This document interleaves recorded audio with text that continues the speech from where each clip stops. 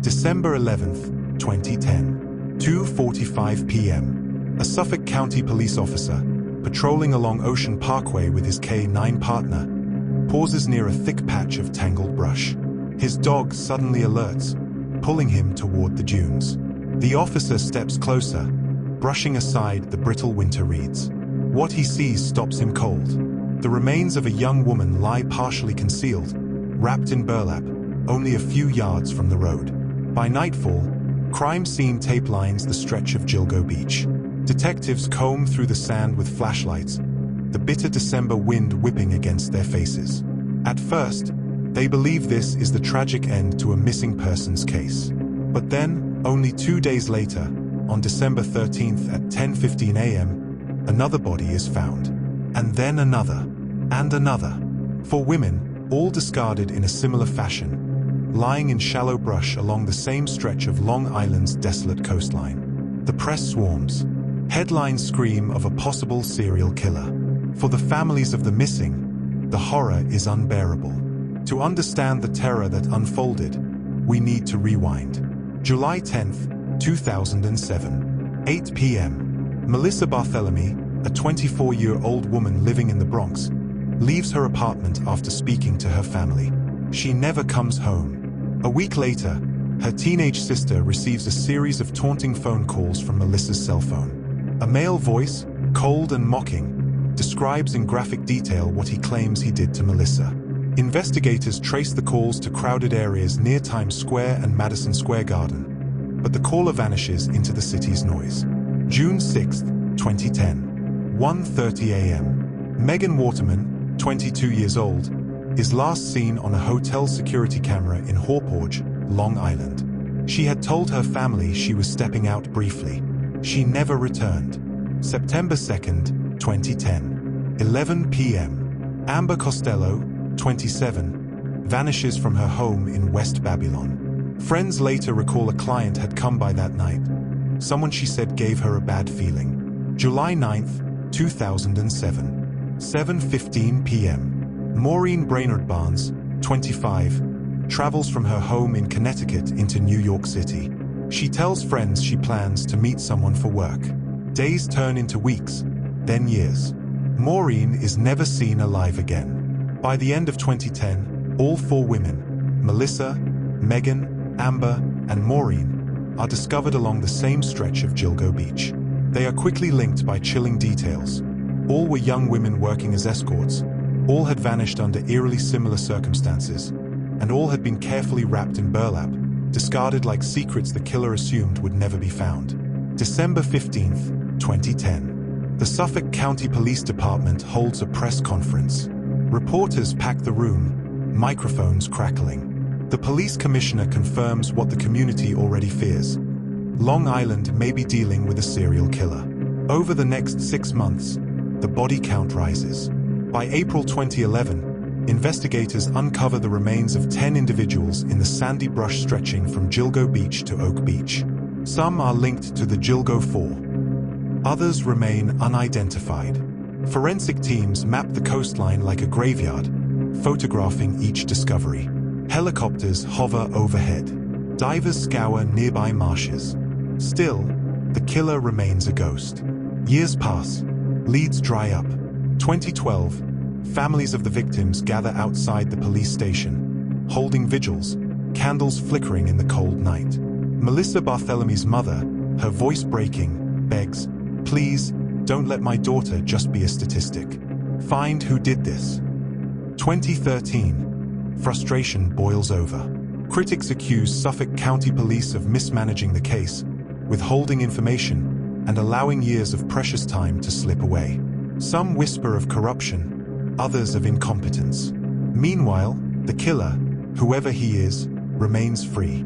But the truth is never buried forever. January 2020. New leadership takes over Suffolk County's homicide unit. A new task force is formed, made up of local detectives, state police, and even FBI agents. They re-examine the evidence with fresh eyes. Technology has advanced.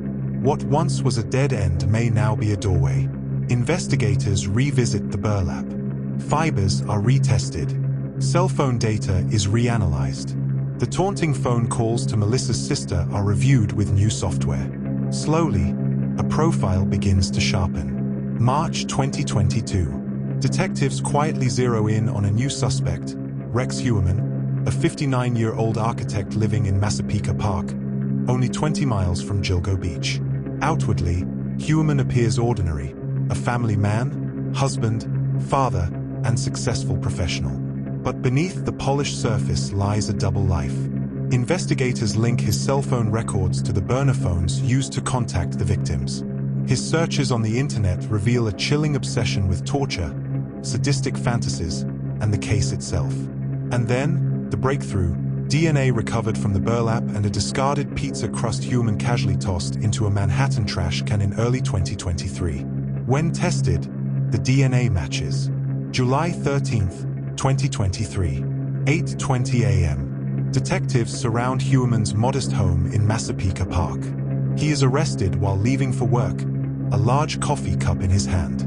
Neighbors watch in disbelief as the man they knew as a quiet architect is led away in cuffs. But this is only the beginning. Inside his home, investigators find a hidden arsenal, hundreds of firearms, disturbing internet searches, fake IDs, and countless other clues that suggest his crimes may stretch far beyond the Gilgo Four. The full scale of his double life remains unknown. The man who lived as a suburban professional by day and allegedly hunted women by night is finally unmasked. But the question that haunts Long Island still lingers. How many more victims are there? The Gilgo Beach murders are not just the story of one killer.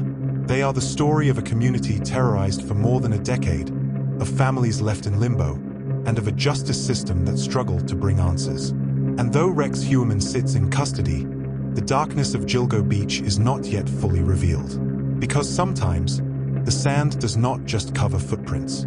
It covers secrets. July 14th, 2023, 9:15 a.m. The Suffolk County Courthouse in Riverhead, Long Island is a fortress of cameras. Reporters pack the steps, microphones stacked like weapons.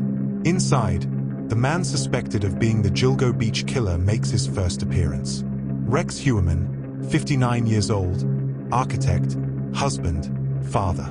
Shackled and silent, his broad frame fills the defendant's chair. The faces of the victims' families stare at him, their grief sharpened into rage. He is charged with the murders of 3 women: Melissa Barthelemy, Megan Waterman, and Amber Costello. Prosecutors note that he remains the prime suspect in the death of Maureen Brainard-Barnes. The case is officially alive again, 13 years after the first body was found. July 19th, 2023, 2:45 p.m. Prosecutors lay out the spine of their case. They display photographs of burlap, the distinctive camouflage Heuermann allegedly used to conceal the women's remains. They trace cell phone records showing his burner phones connecting to towers near the victim's final known locations. They present a timeline: late-night calls, short disappearances, the eerie digital trail of a man living 2 lives. And then, the bombshell: DNA. A strand of hair recovered from the burlap that wrapped Megan Waterman. The hair did not match the victim's, but when tested, it linked back to someone in Heuermann's household, his wife. Investigators cross-checked travel records. His wife was out of the country when Megan vanished, which meant the only way her hair could be at the crime scene was if her husband carried it there. The courtroom falls silent. August 1st, 2023, 8 p.m. In a late-night news special, former detectives explain the forensic turning point. In January 2023, task force investigators tailed Heuermann to his office in Manhattan. When he finished eating pizza, they quietly retrieved the discarded crust. A lab extracted his DNA. The profile matched hair found at the Gilgo crime scene. The chain was complete: burner phones, digital obsession, burlap fibers, and now genetic proof. One retired profiler says flatly, he thought he was invisible. The pizza box made him visible. Fall 2023. The case grinds forward. Heuermann pleads not guilty. His defense team argues the DNA evidence is circumstantial, the timeline flawed, the state's case sensational. They suggest the investigation was contaminated by years of mismanagement. They hint at other possible suspects, but the prosecution counters with precision. They show how Heuermann methodically purchased burner phones at convenience stores, activated them under false names, and used them only to contact his victims. They map how he taunted Melissa Barthelemy's family from crowded areas in Manhattan, walking past thousands of cameras but never once being caught. One prosecutor tells the jury in waiting, "This is not chance. This is not coincidence. This is control. This is a man who believed he could orchestrate death and never face consequence." November 10th, 2023, 11:30 a.m. A search warrant executed on Heuermann's Massapequa Park home reveals a stockpile of over 200 firearms, many illegal, locked away in a soundproof basement. Investigators also uncover a disturbing archive of internet searches, torture fantasies, missing persons case details, and repeated queries for Gilgo Beach police press conference. The killer had been following his own story. The juxtaposition is haunting. By day, he was a licensed architect, working on Fifth Avenue projects, shaking hands with clients. By night, he prowled online under false names, obsessed with domination and murder. The double life collapses in front of the jury's eyes. January 2024. The families of the victims begin their own testimonies. Melissa's sister recalls the late-night phone calls she received in 2009. A male voice whispering obscenities, describing Melissa's death in graphic detail. The courtroom leans forward as she breaks down, describing how the calls always came from crowded places where the man could blend in. Her words burn into the record. "He wanted us to suffer. He wanted us to hear it." Megan Waterman's mother takes the stand next. Her voice trembles as she recounts the last call from her daughter, hours before she vanished. Amber Costello's friend describes the strange man she saw outside Amber's house the night she disappeared. A tall figure, heavy-set, cold eyes. Years later, she points across the courtroom. "That's him. That's the man." March 2024. The defense pivots. They hint at mental instability, a fragile psyche. They point to the arsenal, the bizarre double life, the obsessive internet searches. They argue this was not careful planning but uncontrolled compulsion. In whispers, some speculate an insanity defense may be brewing. But prosecutors strike back with evidence of deliberation. The timing of the calls, the pattern of the meetings, the methodical disposal of bodies. This is not madness, the lead prosecutor booms. This is murder, and it is murder by design. April 2024. Outside the courthouse, advocates gather holding signs. Justice for the Gilgo Four. Others demand investigations into whether Heuermann is connected to the other 6 sets of remains found along Ocean Parkway. Questions swirl. Is Rex Heuermann the Gilgo Beach killer, or just one of many? The community's fear resurfaces. Was this a lone predator, or is there still someone out there? May 2024, 9 a.m. Closing arguments. The prosecution paints a picture of a man who wore 2 masks, family man and predator. They recount each victim's last moments, each digital breadcrumb, each piece of burlap. They hold up the pizza box DNA as the final nail. The defense clings to the gaps. The long years between killings, the possibility of contamination, the unexplored suspects. They ask the jury to see doubt where the families see certainty. The jury deliberates. Hours stretch into days. June 2024, 3:15 p.m. The verdict is read. Guilty. 3 counts of first-degree murder. The case of Maureen Brainard-Barnes remains under investigation, but the pattern is undeniable. Heuermann collapses into his chair, his shoulders shaking, not from sorrow, but from the weight of the life sentence handed down without parole. The families cry. Some embrace. Some simply stare at the man who stole their daughters, as if daring him to meet their gaze. But even as justice is spoken, the questions remain. What about the other bodies along Ocean Parkway? What about the missing whose names never made headlines? Did Heuermann act alone, or was Gilgo Beach a graveyard for more than one predator? The Long Island serial killer case is not finished. It is an open wound, stitched but not healed. And as Long Island breathes for the first time in over a decade, the echo of the dunes remains. What else lies beneath the sand? Here at Crimes Uncoded, we're not just telling crime stories.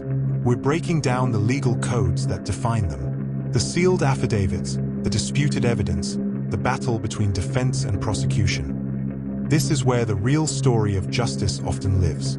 Make sure to subscribe, because next up, the perfect murder and the law that couldn't touch it.